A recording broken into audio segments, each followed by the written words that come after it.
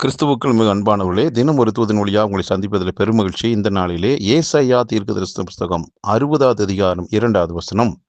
இதோ இருள் பூமியையும் காரிருள் ஜனங்களையும் மூடும், ஆனாலும் உன்மேல் கர்த்தர் உதிப்பார், அவருடைய மகிமை உன்மேல் காணப்படும் என்று ஒரு திட்டமும் தெளிவுமான தீர்க்கமான ஒரு வார்த்தையை இந்த நாளிலே நாம் தியானிக்க போகிறோம். அன்பானவர்களே, இருள் என்பது பிசாசு.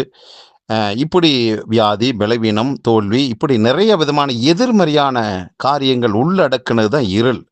அப்படிப்பட்டதான இருள் இந்த பூமியை மூடும்.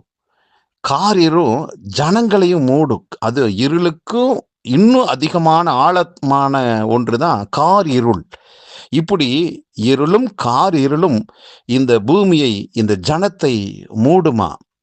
ஆனா ஆண்டவருடைய வார்த்தை என்ன செய்யுதுன்னா, கர்த்தர் உன்மேல் உதிப்பார் என்று சொல்லப்பட்டிருக்கிறது. அப்போ எத்தனை விதமான இருளான காரியங்கள் உன் மீது உனக்கு எதிராக உதித்தாலும் ஆண்டவர் என்ன செய்கிறார்னா, நம்மேல நம் சார்பாக உதிக்கிறாரா.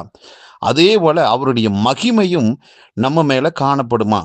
அப்படிப்பட்டதான ஒரு நல்ல ஆசீர்வாதமான வார்த்தை சொல்கிறார். அருமையானவர்களை, இருள் என்று சொல்லக்கூடியதான விஷயத்தில் பல விதங்களில் நம்ம பார்க்கலாம்.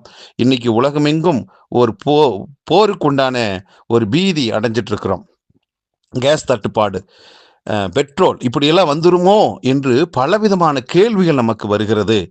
இப்படிப்பட்டதான பலவிதமான சூழ்நிலைகள் நமக்கு எதிராக வரும்போது நம்முடைய வாழ்க்கை, நம்முடைய எதிர்காலம் எப்படி இருக்குமோ என்ற கேள்வியும் அவ்வப்பொழுது வந்து கொண்டு இருக்கிறது. ஆனால் இன்றைக்கு அப்படிப்பட்ட காலகட்டங்களை கர்த்தர் கொடுக்கிற வார்த்தை என்னன்னா, இந்த உலகம் எப்படிப்பட்ட மோசமான ஒரு சூழ்நிலைக்கு நேராக நடந்து கொண்டிருப்பதை உன்னுடைய கண்கள் கண்டாலும், உலகத்தை படைத்த நான் ஓ மேல பிரியமா இருக்கிறேன்.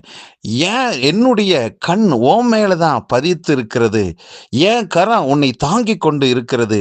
ஆகவே நீ எந்த விதமான உலகத்தினுடைய நாசமோசங்களுக்கு நீ சேதமாக மாட்ட. உன்னை ஒன்றும் சேதப்படுத்த முடியாது என்ற அர்த்தத்தில் இந்த வார்த்தை சொல்லப்பட்டிருக்கிறது. அன்பானவர்களே, நாம் உலகத்தை படைத்தவரை சார்ந்து வாழ கற்றுக்கொள்வோம். நம்முடைய வாழ்க்கை வெற்றியாக இருக்கும். உலகத்தில் நடக்கிற சம்பவங்களை சார்ந்து வாழக்கூடியவர்கள் அல்ல. உலகத்தினுடைய எந்த பொருளாதாரத்தை நம்பி நாம் வாழ்கிறவர் அல்ல. கர்த்தருடைய களஞ்சியத்தை நம்பி, கர்த்தருடைய பொருளாதார மண்டலத்தை வச்சு நம்ம வாழ போறோம். ஆகவே அந்த வார்த்தை முன்னிட்டு மகிழ்ச்சியாக இருப்போம். கர்த்தர் நல்லவர். நல்ல பிதாவே, இந்த நல்ல வேலைக்காக நன்றி. எங்கள் மேல ஆண்டவரே நீர் உதிக்கிறீர், உம்முடைய மகிமை காணப்படுகிறது. ஆகவே எதிராயிருக்கிற எந்த காரியத்தை கண்டு நாங்கள் கலங்க வேண்டிய அவசியம் இல்லை. ஒவ்வொருவரை வாழ்த்தி ஆசீர்வதிக்கிறேன். இயேசு கிறிஸ்துவின் நாமத்தை ஜெபிக்கிறேன் நல்ல பிதாவே, ஆமென்.